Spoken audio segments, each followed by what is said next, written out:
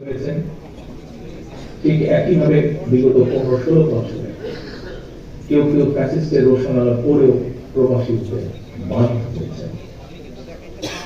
এইসব প্রবাসী বাংলাদেশিদের অনেকেই বিগত 1.5 দশকেরও বেশি সময় ধরে চলা বাংলাদেশের ফ্যাসিবাদ বিরোধী আন্দোলনে বিভিন্ন ভাবে যার যার অবস্থান থেকে অত্যন্ত সোচ্চার ভূমিকা রেখেছেন। দেশে গণতন্ত্র এবং মানবাধিকার প্রতিষ্ঠার আন্দোলনে নিরলস ভূমিকার জন্য আমি প্রবাসীদেরকে জানাই, প্রবাসী সকল ভাই বোনদেরকে জানাই আন্তরিক অভিনন্দন। প্রিয় প্রবাসী বাংলাদেশী ভাই বোনেরা, বিশ্বায়নের